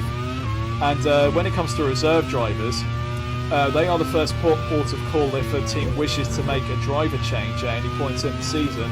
But also when we come to the young driver test, the reserve driver has to go into the car. That is a rule that we have in the Grand Prix World Series. We have a young driver test that will happen after the Istanbul Grand Prix later on this season. And every team has to run their reserve driver plus a completely new driver, basically to give more names a chance to have a go in the Grand Prix World Series. So when we've got a fire there. I think that's a HRT there. Not quite sure which one.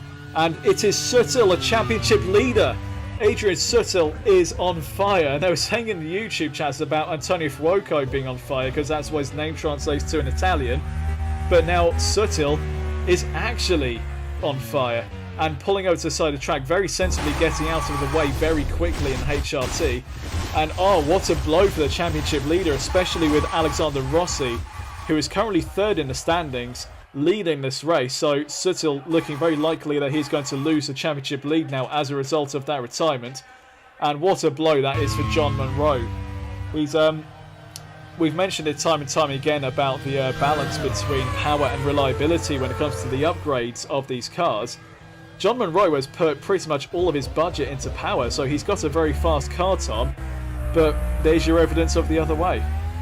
Yeah, that's a really bad blow for Suttil, because he's not had luck on his side in the last couple of races, has he? I mean, he's just looking at his record. He got the win in Taupo, was it? No, sorry, Adelaide. He picked up a win in Adelaide. 8th place finish in Taupo and a retirement in Malaysia. So that's 2 non-finishes in a row for Suttil. Really bad blow for him. And when Franchitti not in good form either in the HRT, it's a really bad blow for John Munro. Well, here is Franchitti. He tried to line up Mike Conway in the real, and Conway blocks him off down the straight. So he's having to tuck back into the slipstream again. Franchitti pulls out. He's going to try and outbrake Conway here down into turn 3, and it looks like he's pulled that off. So Franchitti possibly reacting to the news that he will have undoubtedly received that Adrian Suttil is out of this race. So Franchitti now maybe trying to uphold some honour for HRT by getting them into points. We still have about 10 laps left to go in the Yeongam Grand Prix here, so anything can happen. It is the Grand Prix World Series. We don't know how this is going to pan out. We'll have to wait and see what happens. Going back to Nick de Vries, he is the BAR reserve driver. We've mentioned that we will see him in the car at the Young Driver Test at Istanbul later this season. So with reserve drivers, they are actually allowed to be loaned out to different teams. Last season we had Antonio Felix da Costa loaned out to the MasterCard Loader team for the last few races of the season. So if you want to basically if you want to put Nick de Vries into a car, you're going to have to take that up with Tom Butterworth, the reigning champion team principal of the Grand Prix World Series. Maybe try and get him into your car for Season 3. We'll have to wait and see how that one pans out when we come to it. Another driver that has been thrown here is Jaime Alguersuari. He is already in a Grand Prix World Series, and Tom, he's one of your drivers.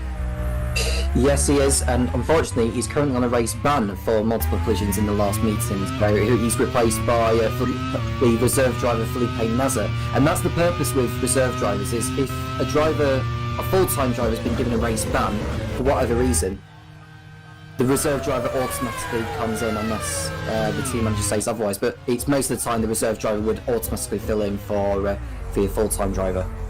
And some of the newer people to this championship might be thinking, race bans, are you really that draconian? Yes, we are. We do. There is a problem. There is a problem there. Well spotted, Tom. That is Mike Conway going slowly. He's trying to stay off the racing line here, and well, there's no problem on the dash there, so not really sure what's going on there with Conway. So is it maybe a developing problem that he can feel within the handling of the car? We'll have to wait and see on that one whether anything happens to Conway, but yeah, very strange that one, because usually with the readouts that these cars have, if they have a problem, it will tell you instantly what that is, whether it be a transmission problem, a water leak, a puncture, or whatever. But yeah, Tom, nothing reading out on the dash there, so that's a very strange moment for Conway. Well, I remember back in Brno last year, Nick Heifel had the same issue, and then about 5 or 6 laps later, it soon developed into a terminal problem. So just keep an eye out on Conway there. He's had a decent drive today until that problem. He's got a sack speed of Lucas Di Grassi coming up behind him now. Just hope he doesn't hold him up too much if he's going to be weaving across the track. I think that the problem may have resolved itself, but it may come back to haunt him later on. Well, he did run a little bit wide in a previous corner there, but yeah, Di Grassi very clearly closing in on the back of the Real, and Di Grassi hasn't really featured that much in this race. We saw a little bit of him earlier on. Di Grassi was a part of the Manor outfit in Season 1, that team led by Sam Hall, and they are the vice-champion team. They had a very good season. But Sam taking the decision to drop Di Grassi at the end of the season, and he's brought in Marco Andretti into his place. And yeah, Di Grassi has now found a new home in Saxby. Mike Smith bringing him on board to replace Nick Heidfeld. Not really been a feature so far in this race, but of course, Tom, it's only one event. He might do better next time out. Yeah, well, I'll tell you one driver who is looking to make up ground is Antonio Frico, because he's half a second now behind Roman Grosjean. I don't think it's going to be too long before he pulls off an overtake, because it wasn't too long since he came in for his pit stop. And I think he's going to end up getting 6th place at this rate. So we are looking at the HRT of Dario Franchitti, ahead of Callum Ilott in 14th position. So Franchitti tried to make his way through into at least 10th position and get some points for HRT, which will be crucial in their fight for the team's championship. And in front, McCarthy, I think it was, that locked up into turn 4. A bit of a lock up there for McCarthy. He's currently running in 12th position, still right behind his teammate McNish. Those Colonis pretty much identical on pace at the moment. It's very difficult to separate them. On the brink of points at the moment, they're running 11th and 12th.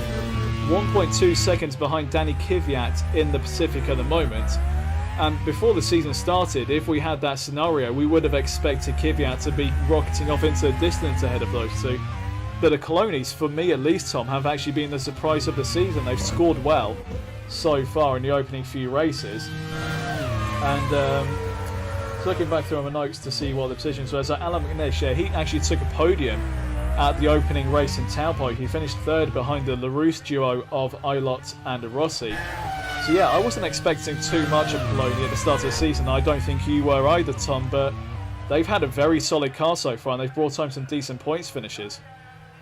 They have, and if they continue their good reliability and continue to bag more and more points, then they may just sneak into the top 3 by the end of the year. But they need to get really strong points at some point. I'm just looking at the gaps. I mean, Wirtz closing down on Rossi slightly to just under 5 seconds. And I want to have a look at the other Rossi, actually, because he's currently 9th place for Andrea Moda. So maybe that choice from Lewis Bassendale to put Valentino Rossi into the car will pay off quite handsomely. Valentino Rossi, as you say, Tom, running in P9. And it's a bit of a strange sight to see an Andrea Moda running that high up. But don't forget, at the Adelaide race, Vincenzo Sospiri came home in 5th position, but to be fair, Adelaide was a bit of an anomaly because it was such an attritional race, Tom, as you remember. And Vincenzo Sospiri probably had the most dramatic race out of anyone. He had multiple spins, he was all over the place, but crucially, he kept it out of the barrier. And at the end of it, he was rewarded with a 5th place finish. So Andrea Moda does have some points on the board already, and we actually look at Sospiri right now locking up, just to prove my point of how many times he span when he was at Adelaide. We're getting a replay of it here. So Sospiri coming into turn 4, and yeah, just locking up a bit and missing the apex. No major drama there, but the major drama is that he had in Adelaide, Tom. Really, he should have been in the barrier in that race. Yeah, well, it's about survival of the fittest, really, and just keeping control of your vehicle. And the gap seems to be stagnated now between Rossi and Wirtz, so unless Rossi makes a mistake or suffers any mechanical gremlins, I think he's got this one covered, to be honest with you. We have about 7 laps to go here in Yeongam, and the gap between Wirtz and Lopez has been growing as well. It's now 3.6 seconds.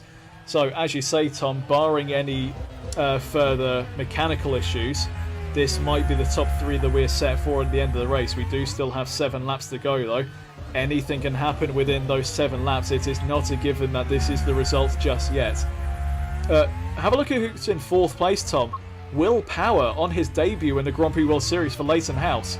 Now, Chris Cavani, he brought in Power effectively to evaluate him against the performances of Robert Wickens, who did the first 3 races of the season for Leighton House. Now, Wickens, he did have speed, but not necessarily the consistency. And Chris took the opportunity to put Power into the car to see how he's getting on.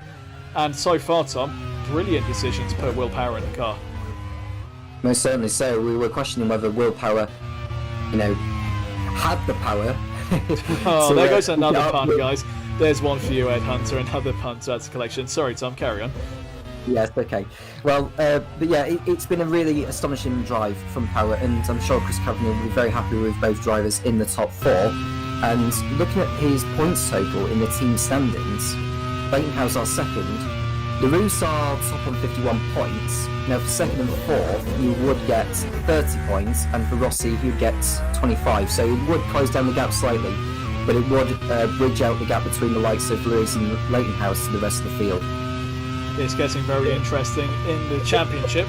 We are only 4 races in at the end of this one, but already it's becoming an absolutely fantastic battle for top honours in League 2. And don't forget, all you need to do in League 2 is finish within the top 3 in the teams, and you get promoted up to League 1 for Season 3. So the way that it works is we have a 2-league system. This is League 2 that you're watching at the moment. We will bring you the League 1 race on Wednesday.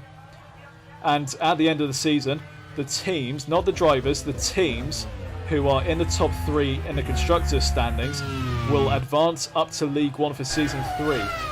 So as it stands, LaRousse, Leighton House and HRT would go up to League 1 for Season 3. And then the other way round, when it comes to the end of the season in League 1, the bottom 3 teams in League 1 get relegated down to League 2. So there's a lot more at stake than just the title here. Not only do you need to perform well across the course of the season, you need to make sure that your team does well enough to finish in the top 3 if you want to get the ultimate prize of getting the League 1 title, which is all to play for with the League 1 teams this season. The reigning champion team is BAR, headed by Tom Butterworth. The reigning drivers champion is Jean-Eric Verne, who he's kept on for Season 2. And alongside him is Sebastian Buemi, who started off the Season 1 campaign with BAR, but was replaced by Pascal Wehrlein mid-season. No problem. He's just dropped behind Lopez. And Alexander Wirtz is out.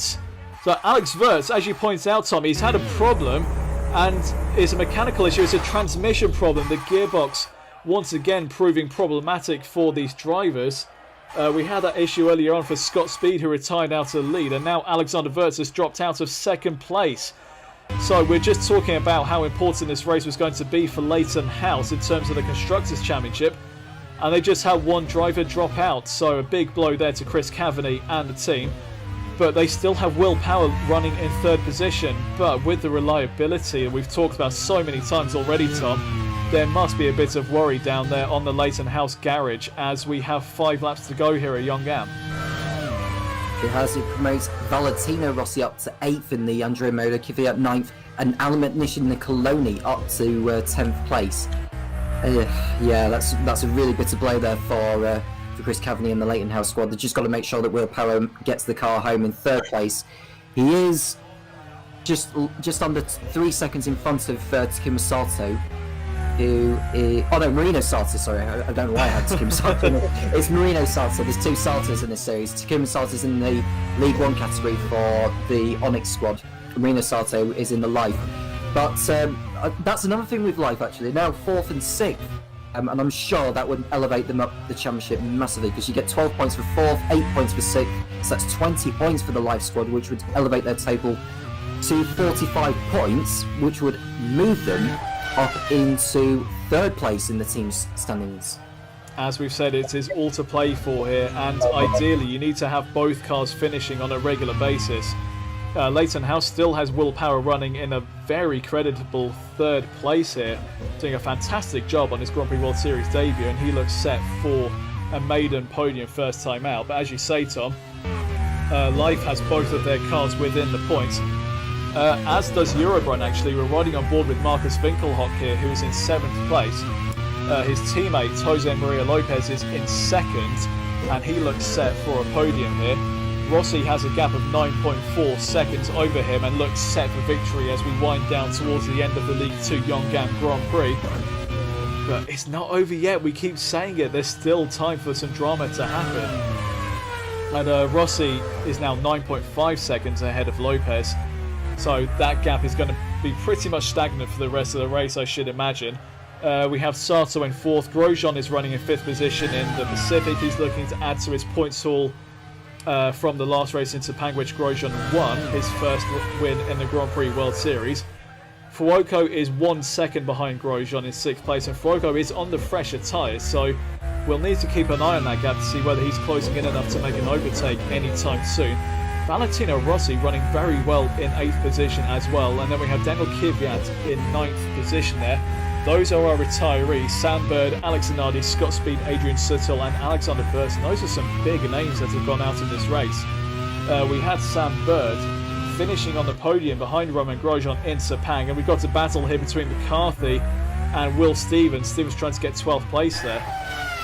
But always a problem for McCarthy. He's pulled off to the side, and it looks like there is a mechanical issue. It's another gearbox that has gone. It's a 3rd gearbox that is packed in this race, and it's a bit of a blow there for Coloni. They weren't, well, McCarthy at least, he wasn't running in the points. McNish is currently on for 1 championship point in 10th place, and McCarthy was behind him, but now that is going to be a DNF for McCarthy there. And now, just to clarify the rule that we have here, this isn't going to apply in this race, but when we've had an attritional race, as we did in Adelaide, you have to have completed 90% of the race distance to be classified for points. So we had this scenario in Adelaide where we only had 6 classified finishers, so we only awarded 6 lots of championship points. Now, we're not going to get to this point here in this race, but you need to be running as high as you can, because if you do have an attritional race, you need to make sure that you can last to the end and at least get that 90% race distance. And McCarthy, he still hasn't fully pulled off to the side of the track here. He's just like meandering down the straight here, and this isn't going to do the cars behind him any good. There was Rossi, I think, that was going past to put a lap on McCarthy. Not that that lap matters anymore, as McCarthy is retiring from this race. But McCarthy, really, he should be pulling off into retirement. Maybe he's just looking for a convenient slot for the marshals to get him out. Yeah, well, we saw Sebastian Vettel stop there back in 2010, but he stopped in the gap between a barrier, and unfortunately, that's not quite the case here. Yeah, so McCarthy confirmed out of the race as the marshals push him over the barrier. I hope they're able to crane him over, actually, because he is parked in a very, very dangerous area on the racetrack. Well, the marshals will have cleared the Colonia away by now, so we can carry on with the last few laps of this race. We are currently on lap 39 out of 41, so 2.5 laps left to go, and it looks like Alexander Rossi is going to be taking his maiden Grand Prix World Series victory here. He wasn't able to achieve it with the AGS squad last season, but he might do it today with the LaRousse outfit. There is Will Power, and Sato not that far behind Power, actually. It's a gap of 2.3 seconds. Sato maybe not close enough to mount any real challenge to Power here, but it's looking very good for Alexander Rossi up front.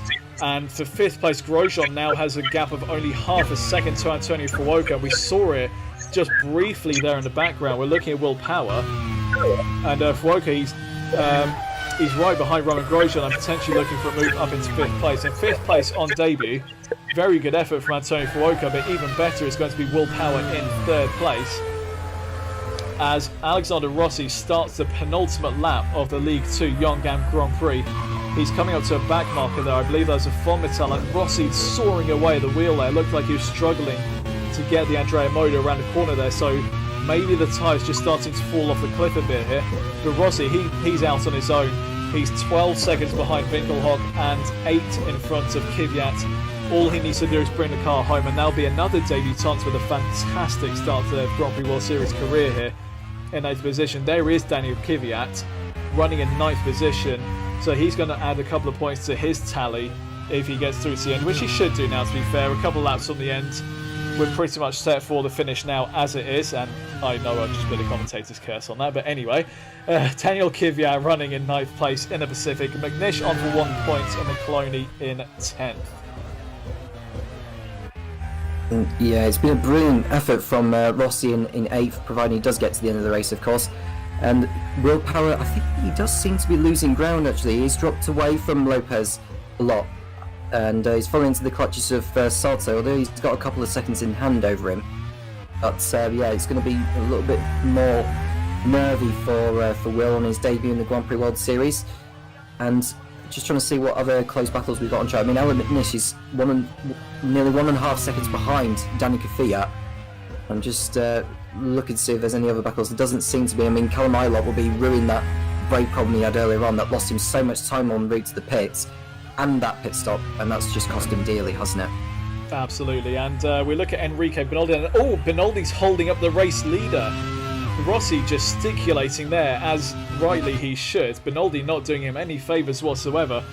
Rossi now bypasses the Brazilian, but there was no need for Benoldi to be doing that. We only came into that quite late on, so I don't really know for how many corners he was holding up the American. And, Benoldi's surely not having a look. Oh, come on, Enrique, you're a back marker, let him go. And it looks like he has now. Benoldi having a look up the inside of Rossi, trying to unlap himself, but that is a lost battle, my son. Just give it up and let him go. You're not getting any points anyway.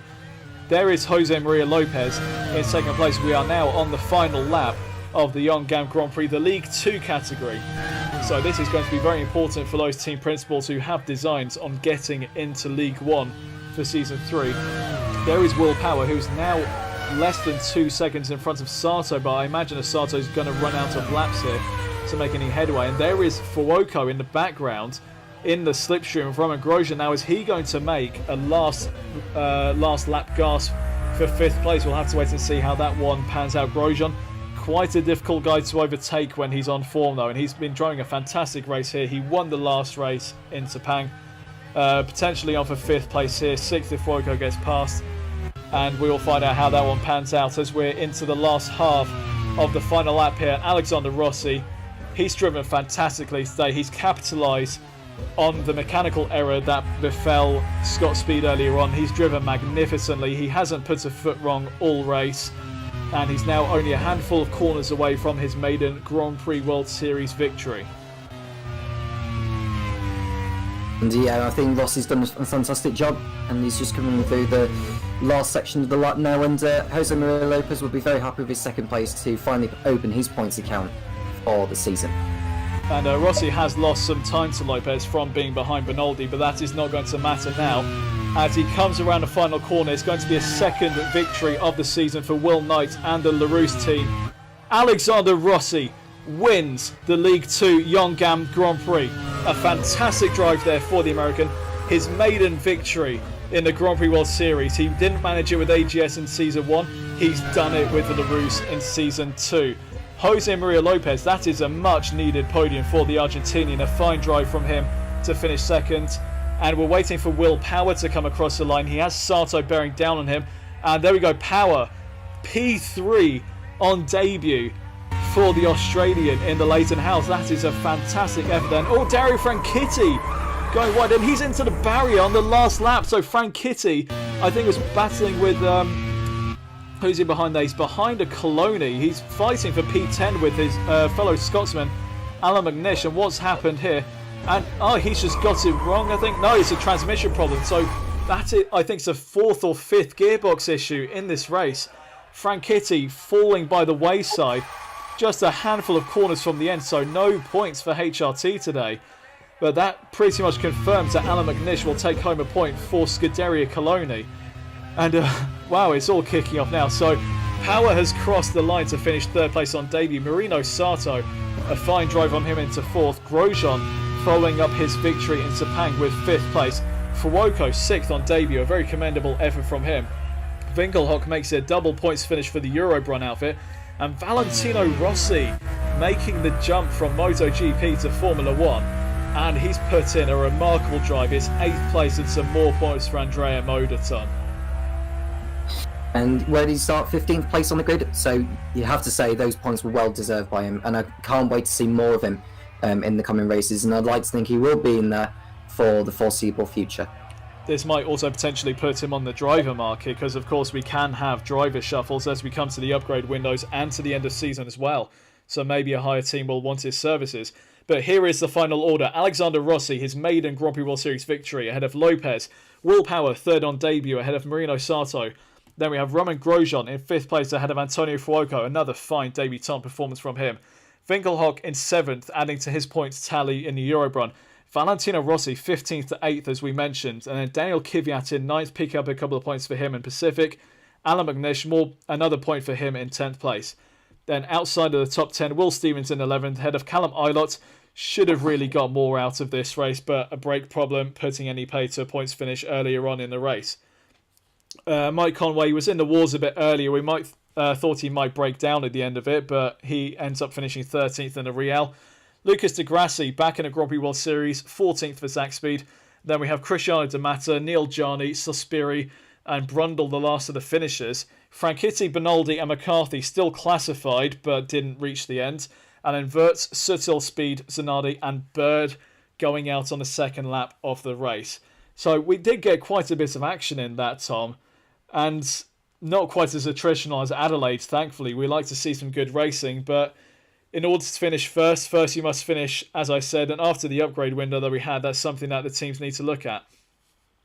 Yep, and well, we saw in Taupo, I think, in one of the races, we had 21 finishes. It was the League One race we had. Well, the League Two teams can be as reliable with their cars as well as the League One team. So it's very, very good to see a lot of cars getting to the end of the race. We didn't quite see the race attrition that we had in Adelaide a couple of rounds ago, but today most of the drivers got to the end, and that's great to see. And now the League One race is to come in a couple of days' time.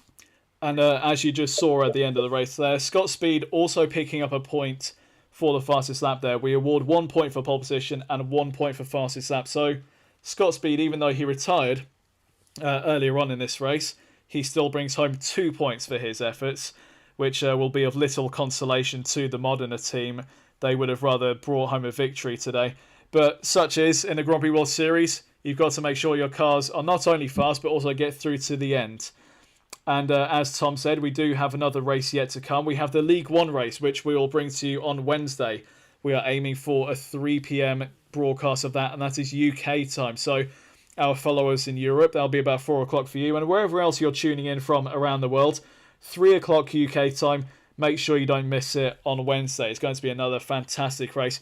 I'm Topher Smith. Alongside me, Tom Cairns in the commentary box. Thank you very much for watching, and see you on Wednesday.